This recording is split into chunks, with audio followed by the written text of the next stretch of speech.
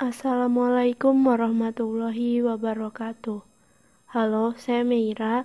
Kali ini saya akan melanjutkan membaca buku Seni Memotivasi Diri, Strategi Mengubah Mimpi Menjadi Kenyataan, karya Brian Tracy dan Dan Strazel, bagian ke-8 dari buku ini.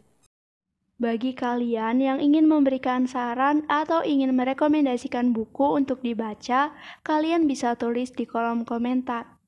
Kalian juga bisa mensupport channel ini dengan cara mensubscribe channel ini dan menghidupkan lonceng notifikasi agar tidak tertinggal video-video audiobook lainnya. Dan bisa juga dengan cara like dan share video ini agar banyak orang yang bisa mendengarkan audiobook ini dan bisa mendapatkan banyak manfaat dari channel ini. Bagian 8, menjaga motivasi bagian 3, kunci daya tahan menghadapi masa sulit. Dan berkata, Brian, kita sekarang akan berbicara tentang saat-saat sulit, bukan sekedar gangguan-gangguan kecil yang datang dalam keseharian kita, melainkan kesulitan-kesulitan nyata yang signifikan yang dihadapi orang dalam hidup. Menurut Anda, bagaimana caranya agar kita bisa menjaga motivasi pada saat menghadapi sesuatu yang mungkin bisa mengeluarkan kita dari jalur yang sedang kita lalui, jika kita tidak memiliki persiapan untuk menghadapinya? Saya ingin memulai diskusi kita dengan membahas tentang bagaimana hukum Murphy berlaku dalam bisnis dan kehidupan pribadi kita, dan bagaimana kita harusnya berharap bahwasannya terlepas dari motivasi dan rencana terbaik yang kita buat, kehidupan akan melemparkan kita paling tidak pada satu atau dua belokan besar, jika tidak lebih, di sepanjang perjalanan hidup kita. Barangkali Anda ingin memulai dengan membicarakan tentang beberapa tantangan bisnis yang Anda hadapi di masa muda, bagaimana Anda menghadapi kebangkrutan, juga tantangan kesehatan yang Anda hadapi baru-baru ini. Apa yang Anda lakukan untuk menjaga motivasi selagi menjalani masa-masa seperti itu?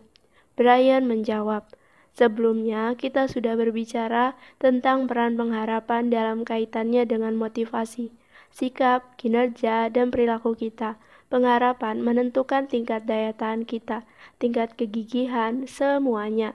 Sehingga kita harus selalu bertanya, apa pengharapan kita? Berikut ini contohnya. Harvard menemukan bahwa para pemimpin tidak menyukai ide tentang kehilangan. Mereka tidak menyukai ide tentang kegagalan, tetapi mereka tahu bahwa tidak mungkin mencapai sesuatu yang berharga tanpa melakukan kesalahan, tanpa kehilangan, tanpa rintangan dan kesulitan. Sehingga bagaimanapun mereka akan tetap jatuh ke dalamnya. Saya mulai mempelajari bentuk kondisi psikologi ini sejak bertahun lalu. Seperti sudah saya ceritakan, saya menghabiskan waktu ribuan jam untuk mempelajarinya. Salah satu hal yang saya temukan yang berkesan sangat mendalam bagi saya adalah apa yang disebut atau pemrograman atau pemrograman pendahuluan. Kita bisa melakukan pemrograman pendahuluan pada pikiran bawah sadar jauh sebelum sesuatu terjadi, sehingga ketika sesuatu peristiwa terjadi, kita sudah siap. Seperti saya katakan, sama dengan ketika kita mengambil kursus pertolongan pertama jauh sebelum terjadinya kecelakaan, sehingga ketika kecelakaan terjadi, kita sudah siap. Salah satu tujuan perlunya melakukan pemrograman pendahuluan pada diri kita adalah karena pada kenyataannya kita akan menghadapi banyak kesalahan, kegagalan, tantangan, rintangan, kesulitan, hambatan, dan kekecewaan yang tak akan terhitung jumlahnya. Semua itu adalah hal-hal yang pasti terjadi dan tak dapat dihindari pada kehidupan yang aktif berjalan. Satu-satunya cara untuk menghindari semua itu adalah kita pergi dan duduk di suatu ruangan sendiri. Namun demikian, tetap saja kita akan menghadapi banyak persoalan. Maka katakan, aku akan menghadapi segala jenis persoalan dan kesulitan dalam hidup. Tetapi, aku tidak akan pernah membiarkan hal itu melemahkanku. Apapun yang terjadi, aku akan bangkit kembali, aku akan menemukan cara untuk melalui atau menghadapinya. Aku akan mencobanya lagi atau mencoba sesuatu yang berbeda. Katakan hal itu pada diri kita. Mengucapkan kata-kata itu berulang-ulang kepada diri sendiri akan sangat membantu. Maka ketika pada kesempatan berikutnya kita menghadapi rintangan, ketika kita mengalami kekecewaan dan merasa kehilangan harapan, kita merasa seolah mendapat pukulan tepat di ulu hati. Kita merasa bingung, kecewa, dan terguncang. Dan satu-satunya pertanyaan yang kita pikirkan adalah, berapa lama kita akan berada dalam keadaan ini? Semua orang akan mengalami guncangan kekecewaan ketika sesuatu yang diharapkannya berjalan dengan baik, ternyata berjalan sebaliknya. Pertanyaannya adalah, seberapa cepat kita bisa bangkit kembali? Jika kita telah melakukan pemrograman pendahuluan, kita akan bisa bangkit secara otomatis. Sebaliknya, ketika kita berpikir bahwa segalanya akan berjalan dengan baik dan lancar, bahwa hidup akan baik-baik saja, dan ternyata tidak, maka kekecewaan kita, pertentangan antara harapan dan kenyataan akan menyebabkan kita merasa tertekan, marah, dan terpukul. Saya sebenarnya telah menulis sebuah buku tentang hal ini. Kita akan membicarakannya nanti ketika tiba pada pembahasan tentang manajemen krisis. Pada saat saya berbicara di berbagai perusahaan di dunia dalam kelas-kelas bisnis saya, banyak yang meminta saya memasukkan 1 atau 2 jam modul tentang manajemen krisis, antisipasi krisis, berpikir tentang krisis, tentang apa yang bisa kita lakukan untuk bisa berpikir dengan jernih dan efektif, serta memperoleh hasil yang lebih baik dalam kondisi krisis apapun dalam keberlangsungan bisnis kita. Persoalan kritisnya ada pada jarak antara harapan dan kenyataan. Jika kita berpikir bahwa kehidupan akan sulit, bahwa kita akan menghadapi banyak rintangan dan kesulitan yang tidak diharapkan, tetapi kita tidak akan membiarkan semua itu melemahkan kita. Maka, ketika kesulitan itu datang, kita tidak akan lemah. Kita akan bangkit kembali secara otomatis dan berkata, luar biasa, luar biasa. Jadi, ada 2 pola pikir berbeda dalam menghadapi rintangan. Yang pertama berasal dari buku M. Scott Peck yang terkenal The Road Less Traveled, yang dimulai dengan pernyataan provokatif. Hidup memang sulit. Pada saat kita bisa memahami dan menerima hal ini, maka di satu sisi, hidup tidak lagi terasa sulit, karena kita siap menghadapi apapun yang menghalangi jalan kita. Pola pikir lain lebih merupakan sebuah pendekatan era baru, atau mungkin berasal dari semacam pendekatan The Power of Positive Thinking, yaitu membingkai ulang, reframing sesuatu situasi dengan mengatakan bahwa kehidupan sesungguhnya tidak sesulit itu. Ketika kita berpikir seperti itu, hidup benar-benar menjadi tak sesulit itu. Semuanya hanya soal pola pikir. Jika kita memandangnya sebagai kesulitan, maka memang akan menjadi masalah. Ubahlah pola pikir kita pada pendekatan yang lebih memandang hidup itu mudah, hidup itu mengalir. Jadi ada 2 pendekatan yang berbeda. Pertama, menghadapi kesulitan dan menerimanya. Kedua, menggunakan pikiran kita untuk senam mental. Jika kita mau, saya ingin tahu pendekatan mana yang lebih Anda sukai dan mengapa Anda pikir yang satu lebih baik dibanding yang lain. Brian menjawab, menurut pendapat saya pribadi, sebenarnya keduanya positif. Tetapi mari kita kembali pada pernyataan Anda sebelumnya tentang hukum Murphy. Hukum Murphy adalah hukum aneh yang menyatakan bahwa sesuatu yang memiliki potensi salah biasanya akan benar-benar salah. Konsekuensi pertama dari hukum Murphy adalah bahwa sesuatu yang memiliki potensi salah biasanya akan benar-benar salah dan akan menghabiskan uang paling banyak. Konsekuensi kedua adalah sesuatu yang memiliki potensi salah biasanya akan benar-benar salah dan akan menyita waktu paling banyak. Karena hukum Smith menyatakan bahwa Murphy adalah seorang yang optimis. Saya bekerja dengan ribuan pemilik bisnis, dan saya memberi mereka aturan 2 dan 3. Semua yang direncanakan dalam bisnis pada akhirnya akan memerlukan biaya 2 kali lipat dan akan membutuhkan waktu 3 kali lipat. Terutama ketika kita sedang memulai sebuah bisnis dan sedang berusaha mencapai titik impas, break even, yaitu titik di mana setelah itu kita akan bisa memperoleh keuntungan di atas biaya yang harus dikeluarkan. Meski kita memiliki otak bisnis yang baik, pada akhirnya akan diperlukan waktu 2 kali lipat dibanding kalkulasi terbaik kita. Dan akan diperlukan biaya 3 kali lipat, atau sebaliknya, pola selalu mengikuti aturan 3 dan 2, 2 dan 3. Orang-orang yang memulai bisnis menemui saya kembali. Mereka mengatakan, saya mendengarkan pembicaraan Anda tentang aturan 2 dan 3, dan saya mengatakan, itu mungkin berlaku untukmu atau orang lain, tapi tidak bagiku. Saya yakin hal itu tidak akan terjadi pada saya, tetapi ternyata memang terjadi. Segalanya berjalan 2 kali lebih lama, menghabiskan biaya 3 kali lebih banyak, atau sebaliknya.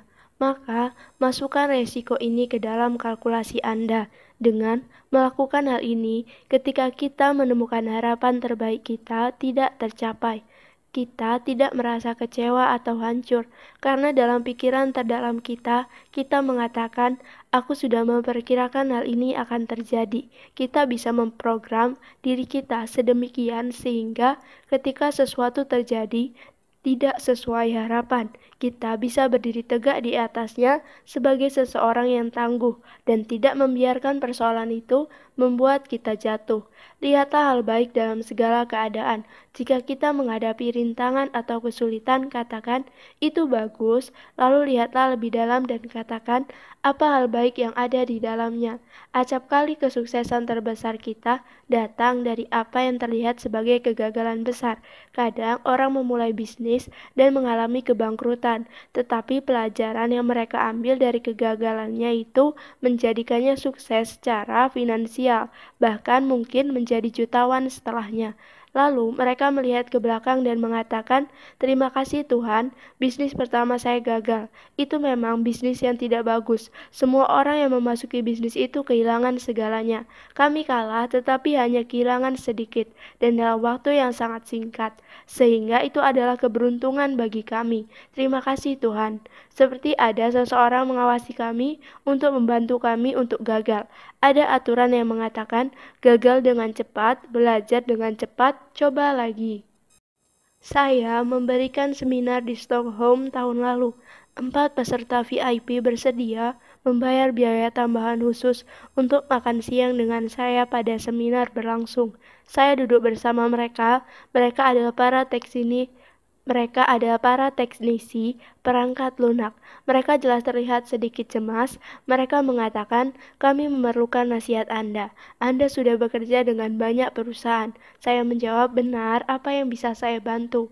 Kami sedang menjual program perangkat lunak ini, dan kami menemukan bahwa model bisnis ini tidak berjalan baik. Penjualannya sulit, sehingga kami membuat model bisnis baru. Model bisnis baru ini adalah kami akan menyewakan pemrograman dan memberikan layanan, sehingga biaya awal di muka yang harus dikeluarkan klien jauh lebih rendah. Tidak hanya itu, jika ada masalah, kami yang akan mengatasinya, sehingga program ini akan menjadi produk yang lebih mudah, lebih murah, dan pada akhirnya lebih menguntungkan, karena kami akan bisa menjual jauh lebih banyak. Lalu apa masalahnya? Tanya saya. Model bisnis ini tidak berjalan dengan baik, pendapatan kami menurun, bagian penjualan kami tidak setuju, pelanggan kami merasa memilikinya. Kami harus menjelaskan bahwa mereka tidak memilikinya, mereka hanya menyewa. Saya mengatakan, menurut Peter Drucker, setiap model bisnis baru memerlukan 4 kali pengulangan sebelum menemukan kondisi terbaiknya. Kadang lebih, tetapi minimal 4 kali. Anda baru mencoba 1 kali. Anda masih memiliki 3 cara berbeda lainnya untuk dikerjakan sebelum mencapai angka rata-rata pengulangan. Seandainya Anda ada di sana, Anda bisa melihat senyum lega yang mengembangkan di wajah mereka. Mereka mengatakan, "Terima kasih banyak atas apa yang Anda sampaikan. Tadinya kami memiliki ekspektasi bahwa jika ini adalah model bisnis baru yang baik, seharusnya bisa langsung berjalan dengan baik." "Tidak, jangan terlalu khawatir," jawab saya. "Sama seperti menyiapkan resep masakan di dapur. Tidak peduli seberapa pandai Anda memasak, saat menyiapkan sebuah resep pertama kali, rasanya tidak akan sebaik yang diharapkan.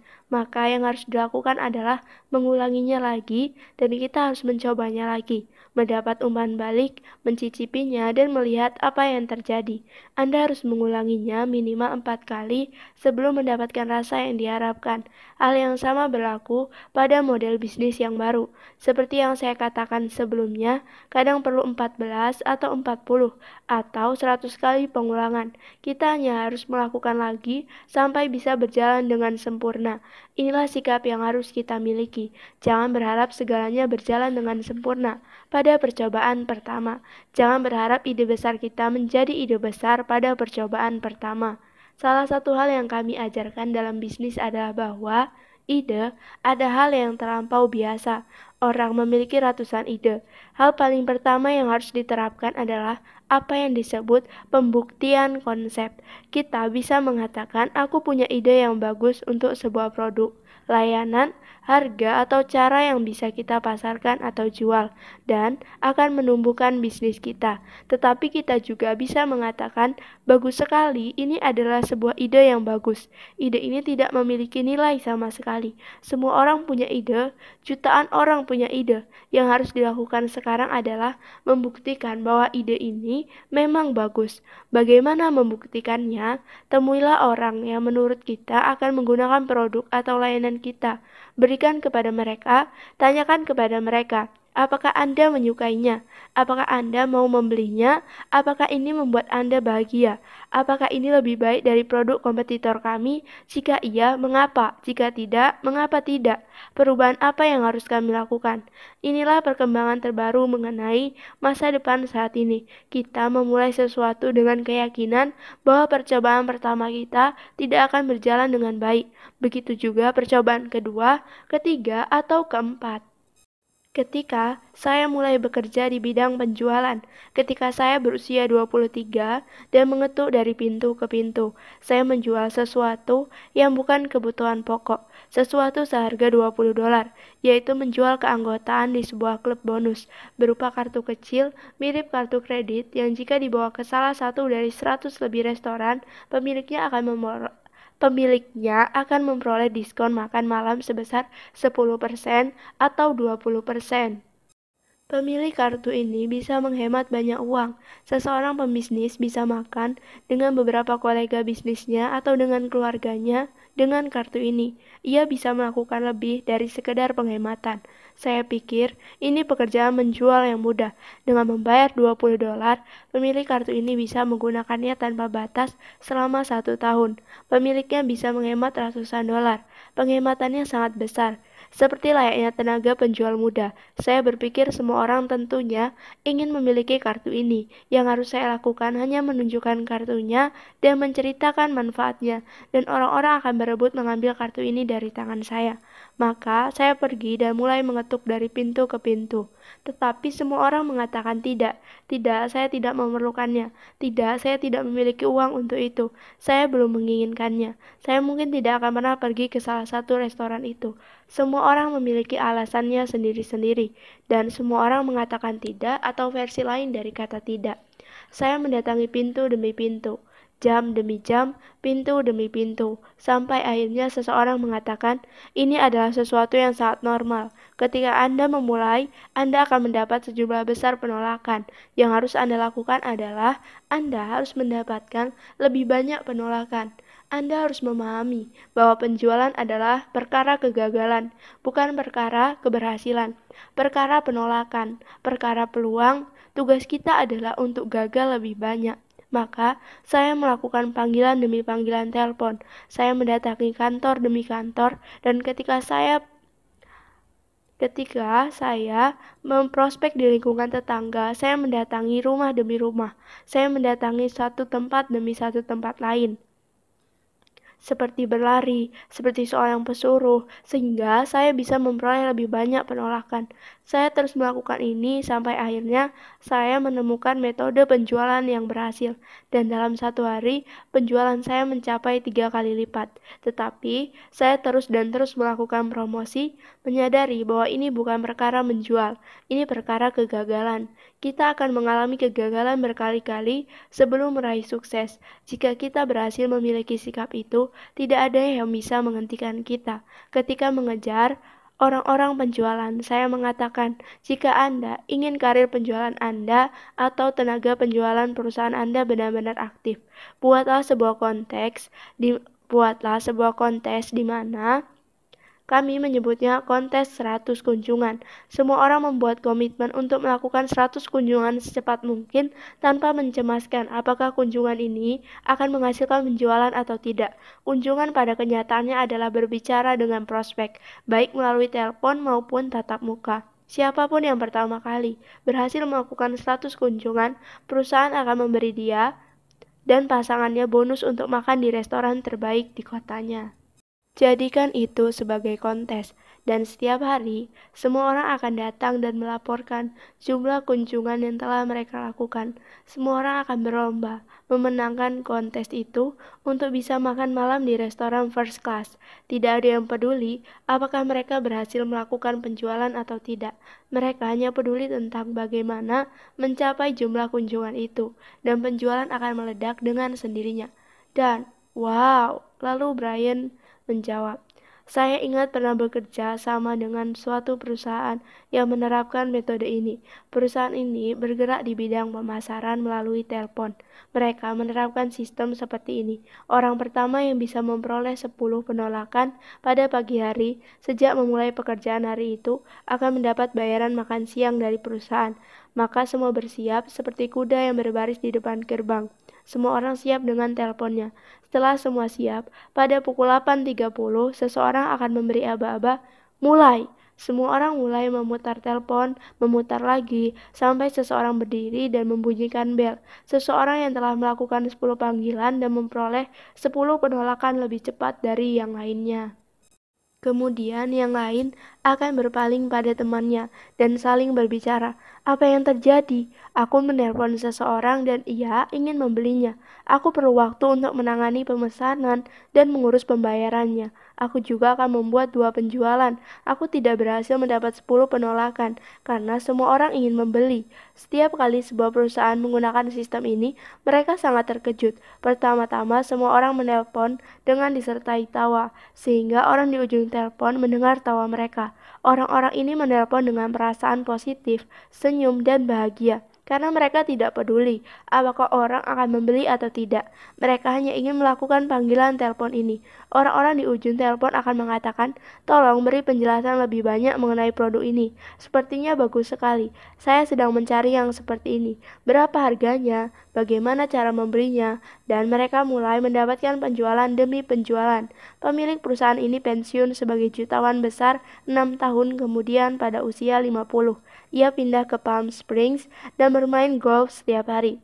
Ia mengatakan ia tidak pernah menghasilkan begitu banyak uang di sepanjang hidupnya seperti ketika orang-orang penjualannya tidak peduli lagi pada penolakan.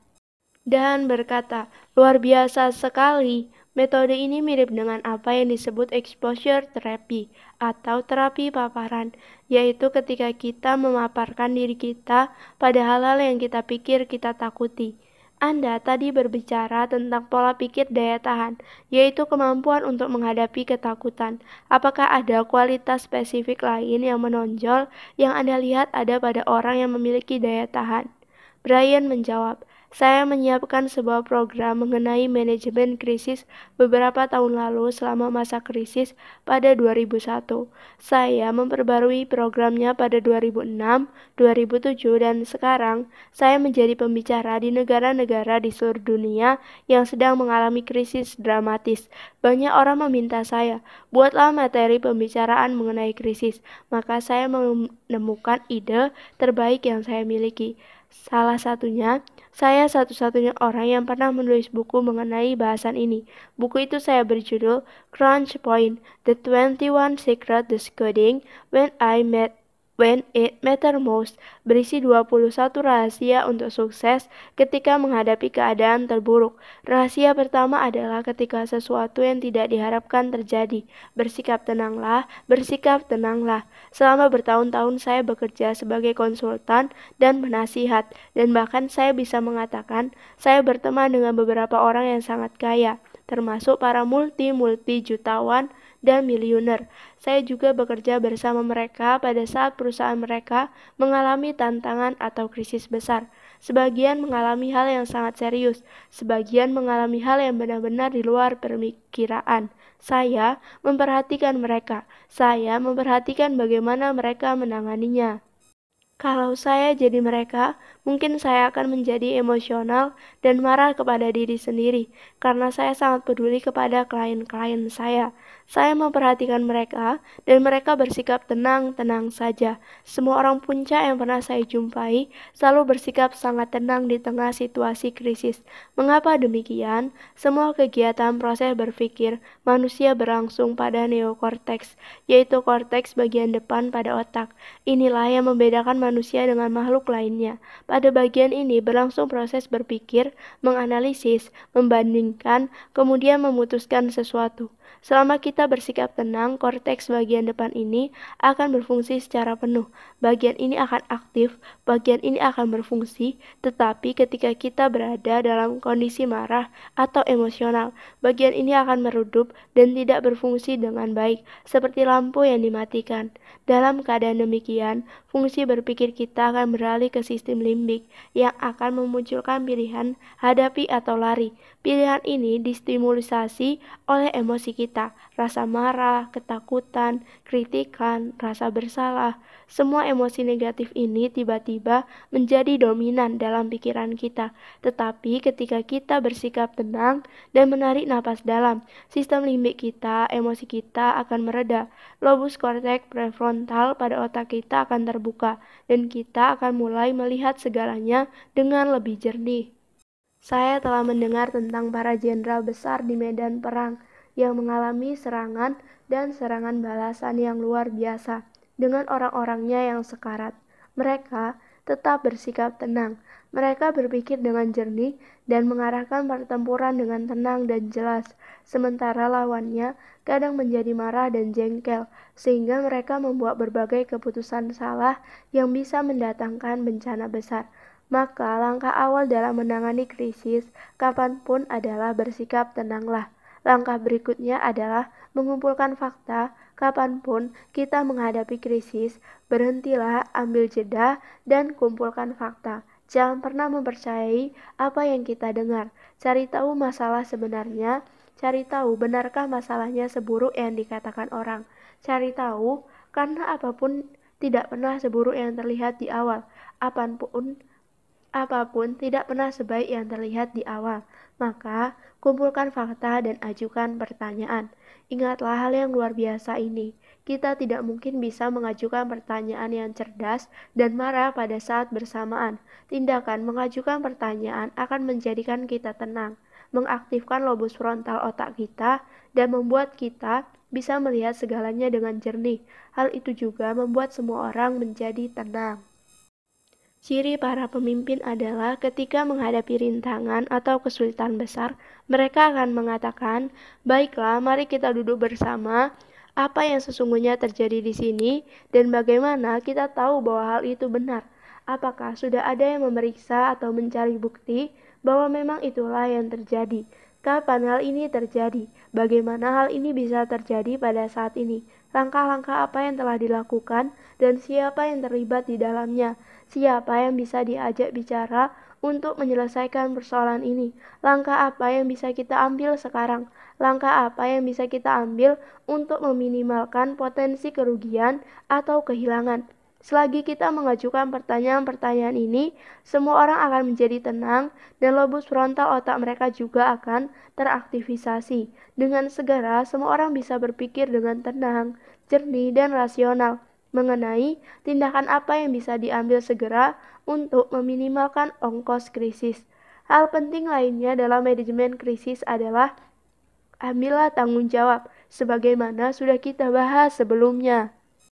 Kecenderungan alamiah kita akan menyalahkan orang lain atau keadaan ketika sesuatu tidak sesuai yang diharapkan. Tetapi, seperti kita bahas sebelumnya, jika kita melakukan ini seketika kita akan merasa marah. Semua emosi negatif di awal oleh sikap menyalahkan dan menawar dari sikap menyalahkan adalah mengambil tanggung jawab. Jika staf saya datang ke kantor saya dan mengatakan, saya menghadapi masalah ini. Kejadiannya seperti ini, orang-orang ini menipu kita. Saya akan mengatakan, tunggu sebentar, tenanglah, Anda yang bertanggung jawab atas hal ini. Ini adalah area tanggung jawab Anda, jadi mari kita analisis apa yang sebenarnya terjadi, bagaimana hal itu terjadi, apa yang akan Anda lakukan, apa langkah Anda selanjutnya. Alih-alih mereka datang dan menyerahkan masalah ke tangan saya akan mengembalikannya, menyerahkan kembali masalahnya ke tangan mereka. Seiring waktu, hal yang menakjubkan terjadi. Mereka mengatakan, saya menghadapi persoalan ini. Dalam bisnis akan selalu ada persoalan, dan mereka mengatakannya dalam keadaan tenang. Persoalannya seperti ini, saya bertanggung jawab atas hal ini, dan saya memutuskan untuk melakukan ini. Lalu mereka menerangkan rencana tindakan mereka. Mereka mengajukan pertanyaan, bagaimana menurut Anda? Dan saya menjawab, itu tindakan penanganan yang sangat bagus. Dalam banyak kasus, mereka adalah orang-orang yang paling dekat dengan masalahnya. Sehingga ide mereka akan lebih baik dari ide siapapun. Kadang saya juga mengatakan, saya pernah menghadapi persoalan seperti ini sebelumnya. Mungkin Anda bisa mempertimbangkan untuk melakukan hal ini juga. Mereka akan menjawab, itu ide yang sangat bagus. Saya tidak terpikir ke arah sana. Mereka melakukan solusi tambahan itu dan mereka menjalankannya dengan bangga dan percaya diri. Pikiran mereka jernih dan tenang. Saya tidak menyalahkan atau memarahi mereka. Banyak hal akan terjadi dalam menjalankan bisnis. Ada yang menipu kita, sesuatu tidak berjalan sesuai harapan, penjualan tidak berhasil, dan lain sebagainya. Bersikap tenanglah dan atasi persoalannya. Kita bisa melakukan hal yang sama dalam segala persoalan besar kehidupan. Buatlah sebuah keputusan di awal bahwa apapun yang terjadi, kita akan tetap bersikap tenang dan jernih, bertanya dan mencari solusi, dan berusaha mengatasinya. Dan berkata, sebuah pendekatan yang lebih bersifat meditatif, yang sangat luar biasa. Kita jarang melihat cara ini dijadikan model dalam budaya kita, terlebih dalam budaya populer kita. Untuk bisa melakukan pendekatan seperti itu, kita benar-benar perlu melihat teladan dari para mentor, dari para pemimpin tingkat 5 yang Anda bicarakan sebelumnya. Saya ingin tahu bagaimana jika ide-ide yang Anda bicarakan tadi diterapkan dalam menghadapi kesulitan-kesulitan besar dalam hidup. Ada dua ketakutan besar yang dimiliki orang dalam hidup, takut bicara di depan umum dan takut akan kematian. Saya ingin tahu bagaimana jika ide-ide tadi diterapkan dalam menghadapi berbagai bentuk kehilangan besar dalam hidup, yakni kematian dalam berbagai bentuknya. Pertama adalah perceraian, yang bisa berarti kematian sebuah perkawinan. Kedua adalah kebangkrutan, yang dalam beberapa kasus bisa berarti kematian sebuah bisnis. Ada beberapa jenis kebangkrutan berbeda, tetapi dalam kasus yang akan kita bicarakan, yang saya maksud adalah jenis kebangkrutan di mana seseorang memiliki resiko kehilangan bisnisnya. Mari kita lihat satu persatu. Saya tahu bahwa Anda pernah menghadapi sendiri beberapa situasi ini, atau mengetahui orang lain yang pernah berada dalam situasi sangat sulit seperti ini. Bagaimana mereka secara spesifik mengatasi situasi-situasi seperti ini untuk dapat bangkit kembali. Strategi-strategi apa yang mungkin spesifik terhadap beberapa keadaan ini? Brian, mari kita bahas tentang perceraian atau berakhirnya sebuah hubungan. Peristiwa ini bisa jadi luar biasa emosional dan traumatik.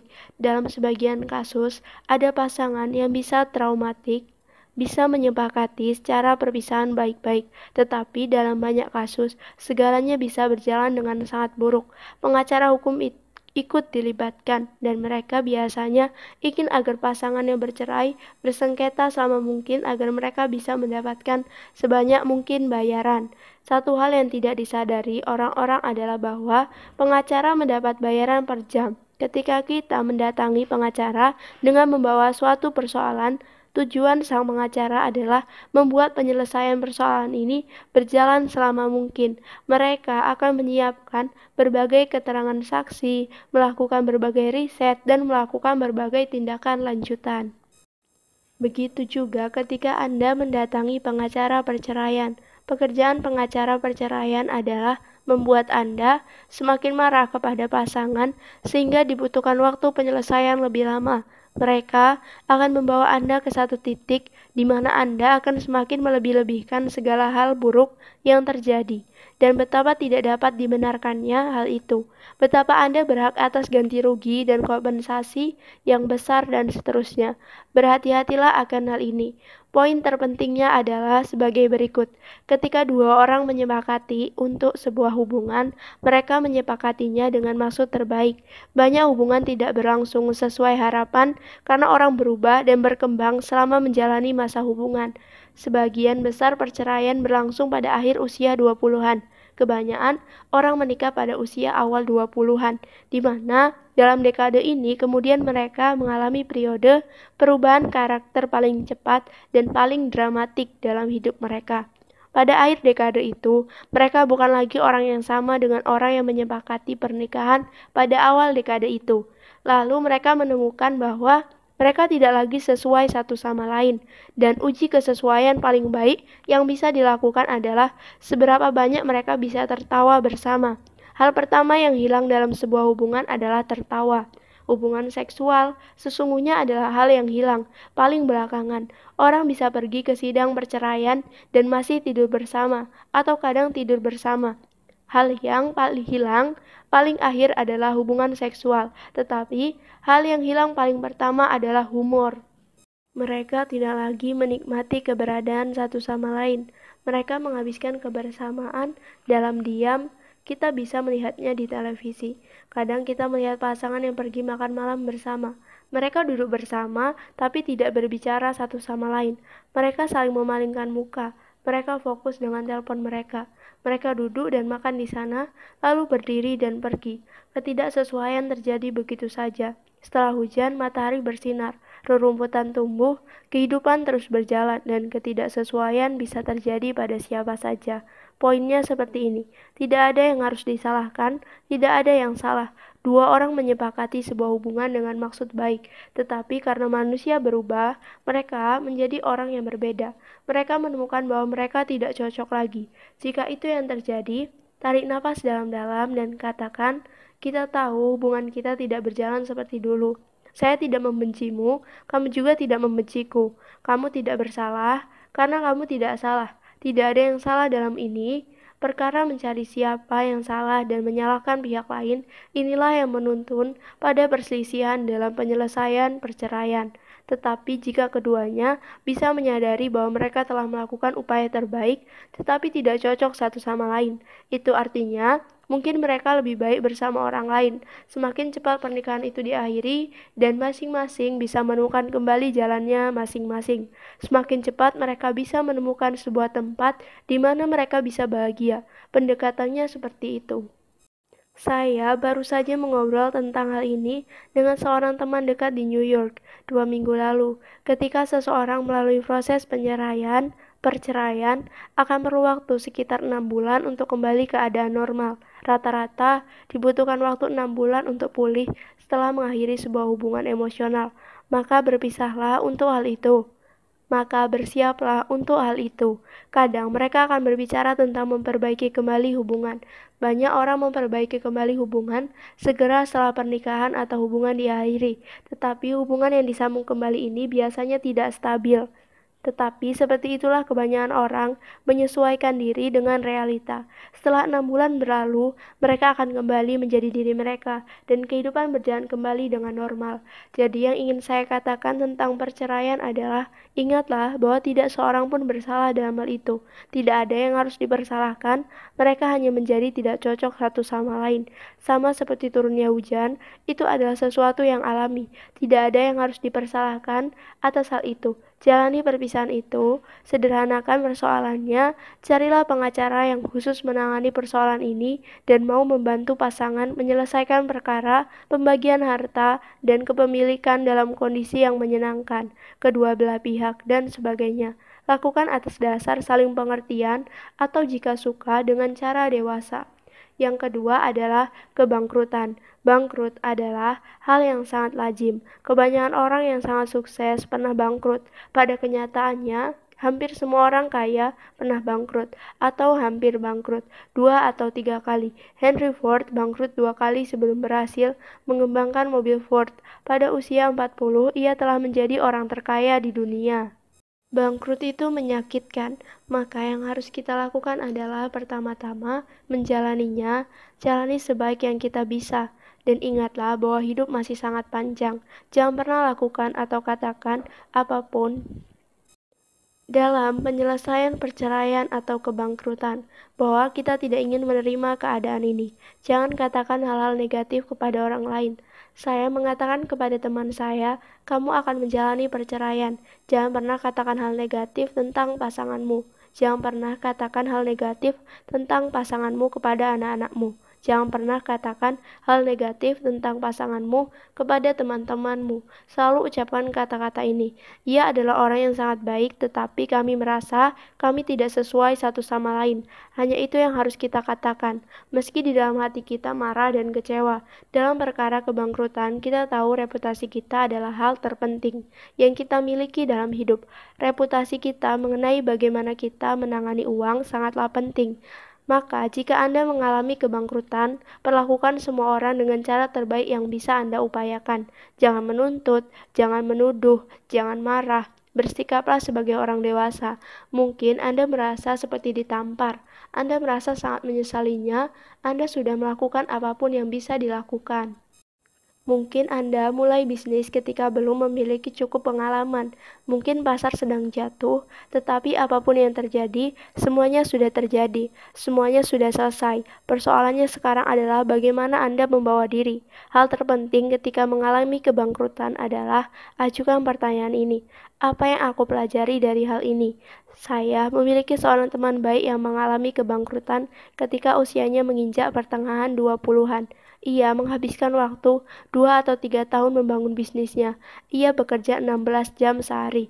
Ia memiliki 2 partner dan bisnisnya gagal.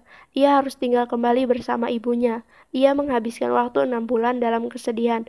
6 bulan yang ia habiskan dengan duduk dan menonton televisi sebelum akhirnya ia siap memulai lagi. Tetapi selama masa itu, ia melakukan salah satu hal paling cerdas yang pernah saya dengar. Ia mengambil buku catatannya dan menulis jawaban untuk pertanyaan-pertanyaan berikut. Apa yang aku pelajari dari pengalaman bisnis ini? Apa yang aku pelajari tentang orang? Apa yang aku pelajari tentang pelanggan?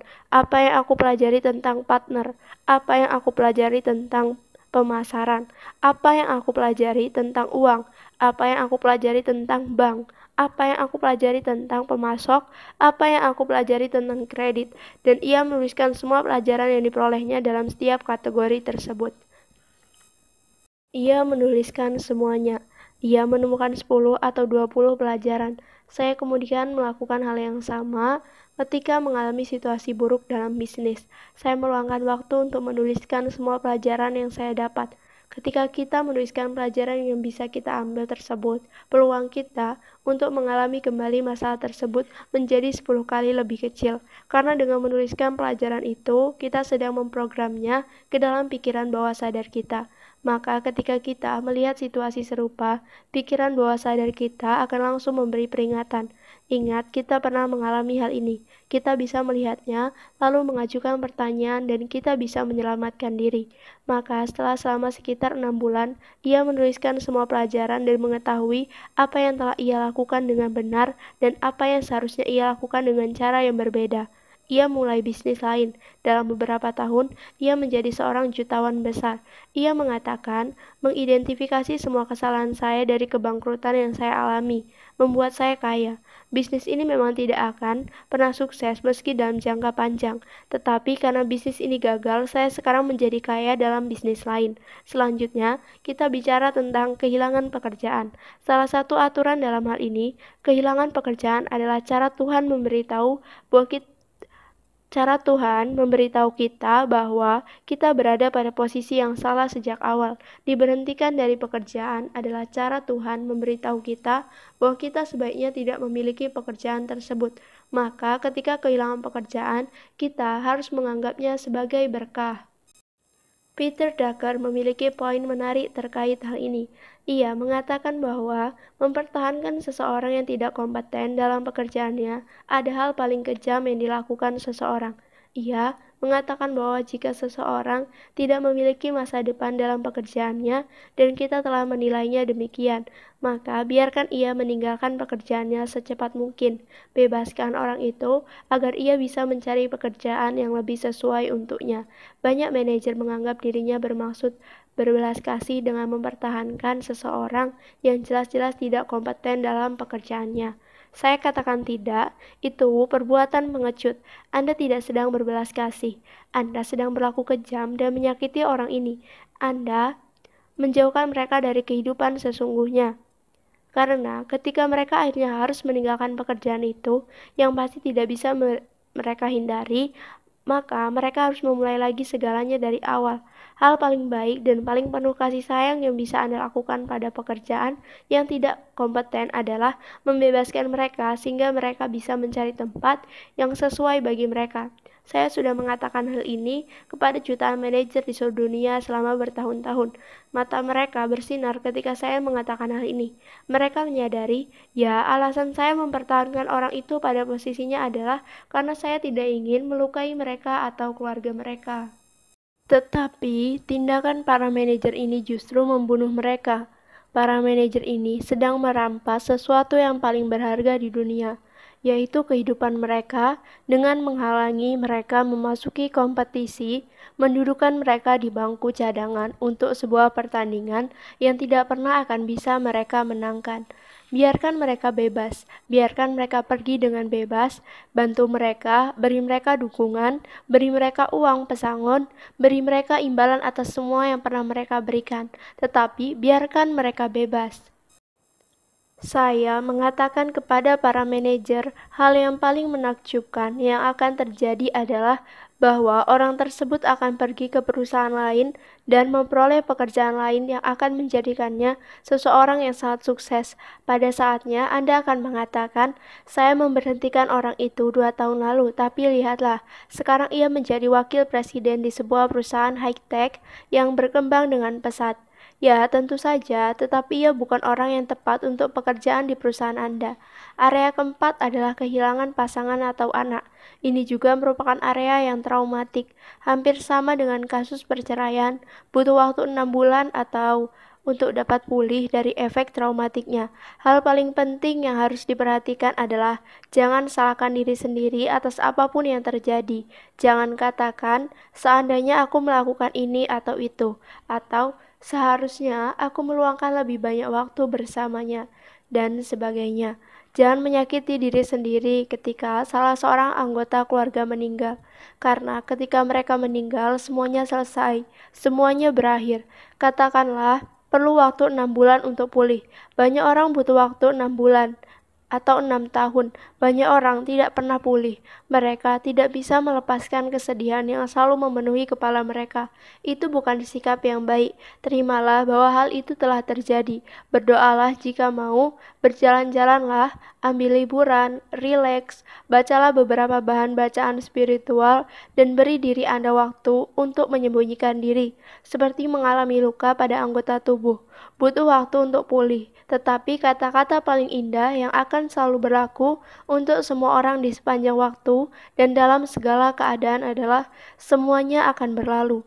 Ucapkan kata-kata itu, semuanya akan berlalu. Memang sangat menyakitkan, sungguh menyakitkan. Anda kecewa, Anda punya segudang pengandaian, tetapi semua ini akan berlalu. Yang terakhir adalah diagnosis yang mengancam hidup, seperti kanker atau penyakit jantung. Pada 2010, saya pergi ke dokter karena pilek dan hidung saya ingusan.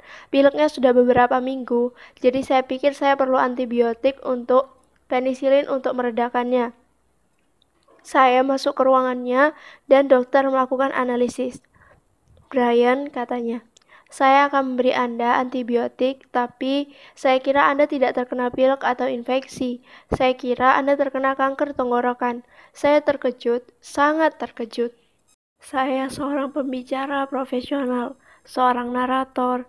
Saya terkena kanker tenggorokan. Itu mengejutkan saya. Dan saya menemukan bahwasannya semua orang yang mendapat diagnosis kanker akan mengalami periode guncangan. Karena satu-satunya hal yang bisa mereka pikirkan adalah kematian. Kematian.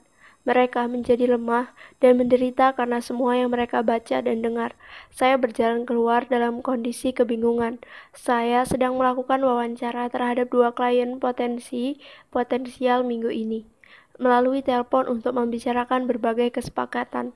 Saya begitu tegang dan marah. Saya setengah berteriak di telepon ketika berbicara dengan mereka. Keduanya mengatakan, kami tidak ingin orang ini dekat-dekat dengan orang kami. Itu pertama kalinya saya mengalami hal demikian. Setelahnya, saya bisa melihat bahwa saya terlalu cemas dengan diagnosis itu.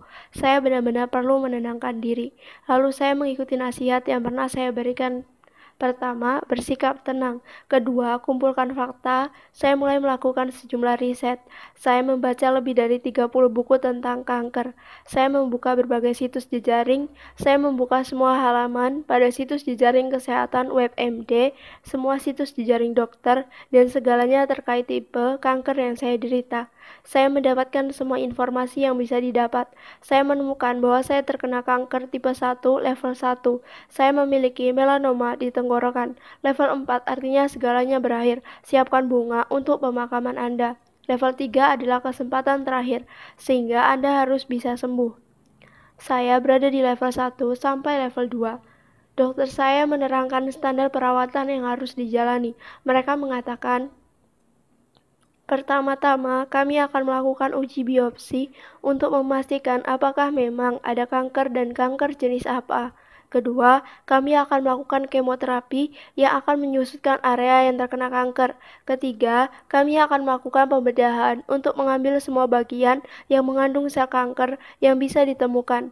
Keempat, Anda akan diradiasi untuk membunuh semua sel kanker yang tidak terlihat, yang tidak terdeteksi pada uji MRI. Proses itu memakan waktu 6 bulan. Sebagian proses itu sungguh tidak nyaman dan menyakitkan. Rambut Anda akan rontok, tenggorokan Anda akan sakit, Anda jadi tidak bisa menelan. Anda tidak akan bisa merasakan apapun. Tetapi jika Anda mengikuti semua prosedur ini, setelah 6 bulan Anda akan bisa berbicara kembali. Maka, saya mengikuti seluruh rangkaian perawatan mereka. Saya tetap membaca apapun yang bisa saya baca. Saya membaca tentang berbagai perawatan palsu yang beredar di internet, yang tidak satu pun telah terbukti atau tervalidasi oleh riset, dan saya hanya mengikuti standar perawatan ini. 6 bulan kemudian, saya berbicara kepada 800 orang di Singapura dan mendapat standing ovation. Maka, jika Anda mendapatkan penyakit yang mengancam hidup Anda, percayai dokter Anda. Dokter Anda tidak memiliki bisnis untuk menghasilkan banyak uang, seperti ejekan orang yang mengatakan, "Oh, mereka menemukan sebuah cara pengobatan, tetapi mereka menutupinya sehingga mereka bisa menghasilkan lebih banyak uang." Saya menemukan hal itu sama sekali tidak benar. Orang-orang yang berada di bidang penanganan kanker khususnya telah mendedikasikan hidup mereka untuk menyelamatkan orang dan untuk memperpanjang masa hidup banyak orang. Sama halnya dengan penyakit jantung. Dalam setiap kategori bidang, selalu ada orang yang mendedikasikan hidup mereka untuk membantu pasien mereka sembuh dan hidup lebih lama. Maka percayai dokter Anda, lakukan apa yang mereka katakan, rileks, bersikaplah tenang, jangan ketinggalan informasi, selalu cari informasi. Dokter yang baik akan mengatakan, pergilah ke dokter spesialis, cari second opinion, jangan terima begitu saja apa yang saya katakan. Saya melakukannya, saya mencari pendapat kedua dari salah satu pusat kanker terbaik di Amerika Serikat. Mereka mengatakan, apa yang direkomendasikan dokter Anda sudah sangat tepat, maka bersikaplah rileks dan katakan, aku ikut semua ajaranmu. 6 bulan kemudian saya bisa berbicara lagi. Maka hal kritisnya di sini lagi-lagi bersikaplah tenang. Kumpulkan fakta, lakukan tindakan apapun yang bisa dilakukan, lakukan penyesuaian. Seperti slogan Marine Corps yang menyatakan, ubah, sesuaikan, dan terapkan. Kapanpun Anda menghadapi keadaan darurat, lakukan sedikit perubahan, sesuaikan, dan terapkan. Lakukan tindakan apapun yang bisa dilakukan, tetapi di atas semuanya bersikaplah tenang. Dan berkata, Brian, saya ingin bertanya lagi, jika hanya ada satu hal yang harus Anda katakan kepada orang-orang tentang apa yang harus dilakukan ketika menghadapi kesulitan dalam hidup, apakah itu? Brian menjawab, hal paling penting adalah berharaplah akan ada rintangan dan kesulitan terjadi di sepanjang hidup kita. Salah satu bahasan yang saya ajarkan, yang telah saya pelajari secara meluruh, selama paling tidak 30 tahun. Saya sebut antipasi krisis. Dalam antipasi krisis, kita meluangkan waktu untuk berpikir, apa hal terburuk yang mungkin terjadi padaku dalam bagian-bagian hidupku yang berbeda. Gunakan aturan 3%. Aturan 3% menyatakan bahwa jika ada 3% peluang sesuatu terjadi, maka kita harus memikirkan dan merencanakan sesuatu untuk menghadapinya jika hal itu benar-benar terjadi. Maka pikirkan tentang kesehatan kita, kecacatan, kebutaan, serangan jantung, kehilangan suara, tidak bisa berjalan, tidak bisa bekerja. Pikirkan hal terburuk yang bisa terjadi dan apa yang akan dilakukan jika hal itu benar-benar terjadi. Pertama-tama, praktikan kebiasaan hidup sehat. Lakukan segala hal yang bisa dilakukan, tetapi buat juga perencanaan, asuransi, tabungan, asuransi kecacatan, apapun, sehingga jika sesuatu terjadi, hal itu tidak akan menghancurkan kondisi keluarga. Buat perencanaan sebelumnya, tanda dari orang unggul adalah melakukan perencanaan di awal dan melakukan antisipasi terhadap krisis. Dalam urusan bisnis, hal terburuk apa yang bisa terjadi?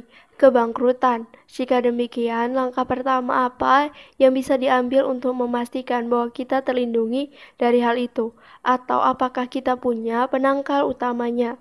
Tingkatkan cadangan kas. Ini adalah salah satu hal yang disampaikan dalam semua buku bisnis. Ketika bisnis kita mulai tumbuh, lakukan segala kerja keras yang bisa dilakukan dan tingkatkan dana kas cadangan. Pikirkan bahwa akan ada masa-masa penurunan dramatik. Pikirkan bahwa akan ada krisis atau hal lain yang akan terjadi. Jangan habiskan semua uang yang dimiliki dan berakhir dengan akun bank kosong ketika menghadapi krisis. Ketika berpikir tentang keluarga kita, hal terburuk apa yang bisa terjadi? Belilah asuransi, belilah sabuk pengaman untuk anak-anak kita.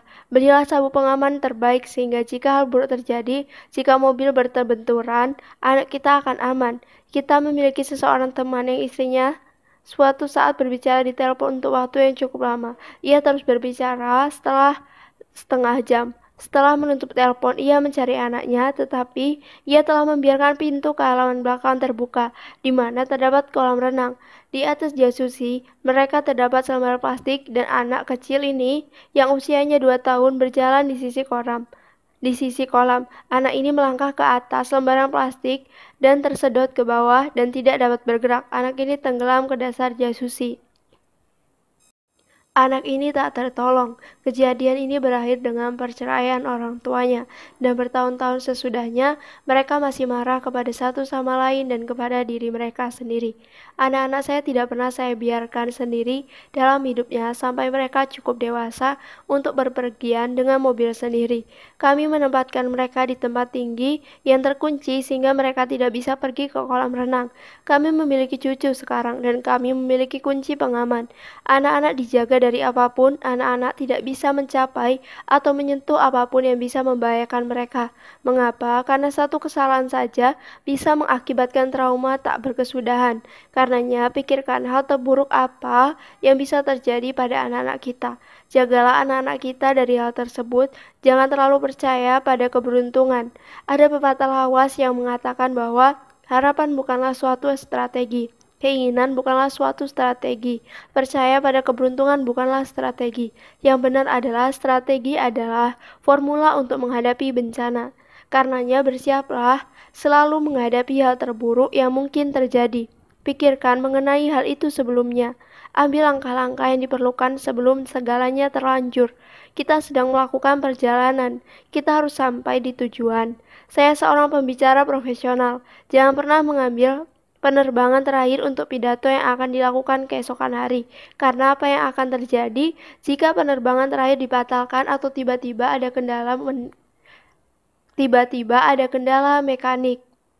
Kita bisa kehilangan seluruh pembicara, waktu penyelenggara acara jadi terbuang percuma, sementara kita hanya bisa duduk di suatu tempat dan tidak bisa berangkat.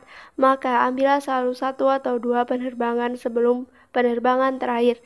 Datanglah selalu lebih cepat daripada terlambat. Jangan pernah mengerjakan sesuatu terlalu mendekati batas akhir. Kita akan selalu butuh waktu tambahan. Orang pintar tidak akan terlalu percaya pada keberuntungan. Selalu katakan, apa hal terburuk yang bisa terjadi, dan jika hal itu memang terjadi, bagaimana aku menghadapinya atau meminimalkan dampaknya.